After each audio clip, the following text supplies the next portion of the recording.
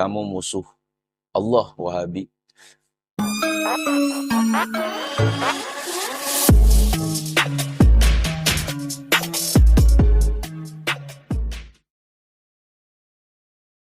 Bismillahirrahmanirrahim. Alhamdulillahilladzi an'amana bi ni'matil imani wal islam wa nusalli wa nusallimu ala khairil anam sayyidina Muhammadin wa alihi washabbihi ajmain, amma ba'du. Azabi kesemuan rahmati Allah Subhanahu wa taala.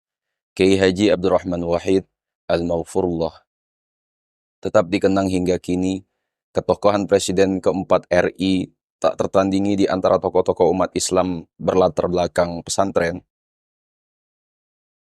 Tegas dalam bersikap hingga menjadi figur yang kontroversial pada masa hidupnya.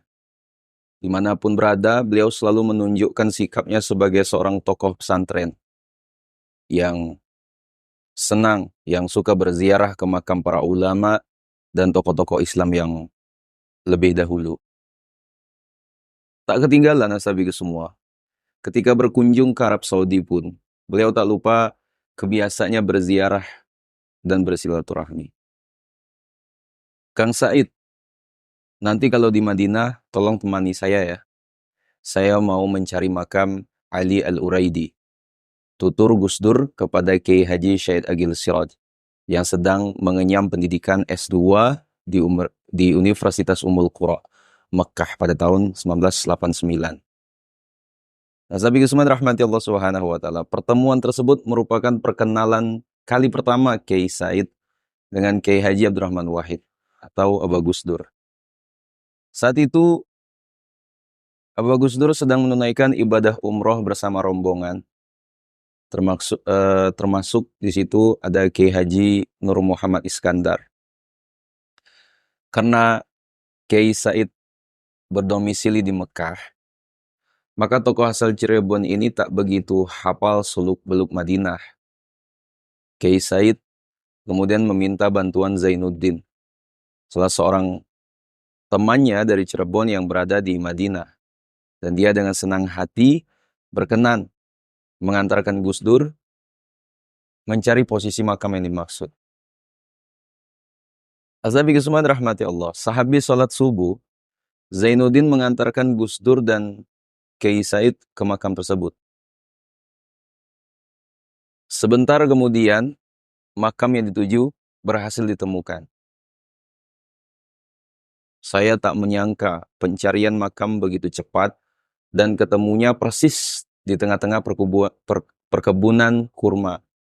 Kisaran 8 km dari pusat Masjid Nabawi, dan ternyata banyak orang yang tidak tahu makam itu, ujar Kiai Said. Nasabi kesemuan rahmati Allah, sesampainya di makam, Aba Gus Dur mengajak membaca Al-Fatihah 1000 kali. Fatihah baru dibaca 35 kali, polisi Arab memergoki mereka. Bahkan rombongan itu hendak ditangkap. Kang Said pun lalu berkata ke sang polisi itu, "Ini tamu dari Indonesia, sedangkan saya adalah pelajar di sini." Polisi itu akhirnya tak jadi melakukan aksi penangkapan, tapi rombongan itu diusir dan disuruh menjauh dari makam. Aba Gus Dur tuh tampak kecewa dan marah besar sambil pergi berlalu. Aba Gus Dur berkata pada sang polisi, "Kamu musuh Allah, Wahabi." Karena rasa penasaran berkecamuk di pikiran Kiai Said, di tengah perjalanan pulang ke rumahnya, beliau pun akhirnya memberanikan diri bertanya kepada Aba Gus Dur, "Siapakah sesungguhnya Ali Al-Uraidi tadi, Gus?" Ali Al-Uraidi adalah putra Ja'far Shadiq bin Muhammad Baqir bin Ali Zainal Abidin bin Husain bin Ali bin Abi Thalib. Ali Al-Uraidi punya anak Isa, Isa punya anak An-Naqib, An-Naqib punya anak Ahmad, Ahmad yang hijrah ke Kamboja. Ahmad punya anak Ali Jamaluddin Al-Akbar, punya anak Ibrahim, punya anak Jumadil Kubro, punya anak Sunan Ampel, punya anak Sunan Derajat dan Sunan Bonang. Ujar Gus Dur, ujar Aba Gus Dur dengan sangat detail. Kiai Said Agil Sirot itu terpaku, heran campur takjub atas pengetahuan cucu Hadratus Syekh Kiai Haji Hashim Asy'ari yang sangat dikaguminya. Terutama tentang keistimewaan Abah Gus Dur, kok bisa tahu tentang siapa sesungguhnya yang dikebumikan di tengah kebun kurma yang diziarahinya itu. Ya. Begitulah salah satu fragmen yang menjadikan Abah Gus Dur dikenang hingga kini. Ya. Makam beliau di komplek Makbarah Pondok Pesantren Tebu Ireng Jombang itu selalu diziarahi umat Islam, bahkan menjadi tujuan dalam rangkai ziarah Wali Songo atau Wali Lima. Ya, Abah Gus Dur mempunyai daya tarik tersendiri. Meskipun telah wafat pada penghujung Desember tahun 2010 lalu. Nah, ashabi kesemuan rahmati Allah.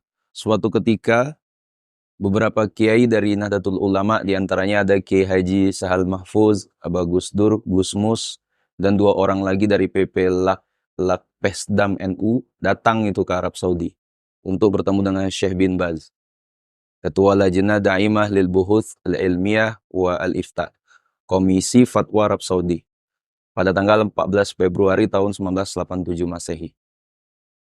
Ada 4 hal yang ditanyakan oleh Syekh bin Baz tentang Nahdlatul Ulama.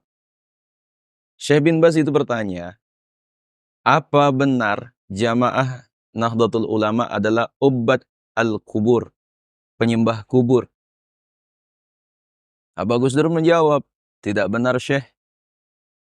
Yang benar, Nahdlatul Ulama menganjurkan ziarah kubur. Syekh bin Baz bertanya, apa benar bahwa Nahdlatul Ulama adalah ahli bid'ah? Abah Gus Dur menjawab, tidak benar Syekh. Nahdlatul Ulama senang kalau sholat subuh pakai kunut. Syekh bin Baz kemudian berkata, kalau kunut bukan bid'ah. Pertanyaan berikutnya dari Syekh bin Baz itu, berapa anggota Nahdlatul Ulama? Gus Dur menjawab pada waktu itu 40 juta orang. Gus Mus menambahi bahkan lebih dari itu. Sabi semua, Syekh bin Baz terkejut karena pengikut Nahdlatul Ulama ternyata lebih banyak dari masyarakat Arab.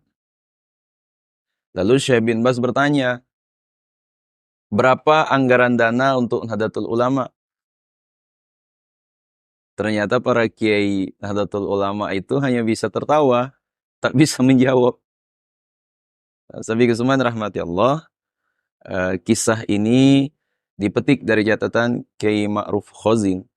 Beliau mengatakan, saya mendapatkan kisah ini dari Kiai Haji Imam Ghazali Said, pengasuh pesantren mahasiswaan Nur Surabaya. Saat turba PCNU Surabaya di Kecamatan Tambak Sari 2006, saya temukan di buku Asad Ali bahwa hal itu terjadi pada 14 Februari 1987. Saya pikir semua dirahmati Allah Subhanahu wa taala, mungkin itu yang dapat kami sampaikan ya. Nah, sekiranya video ini bermanfaat, jangan lupa share pada orang kita cintai, dan juga jangan lupa share ke media sosial kalian yang lainnya agar jauh lebih bermanfaat lagi.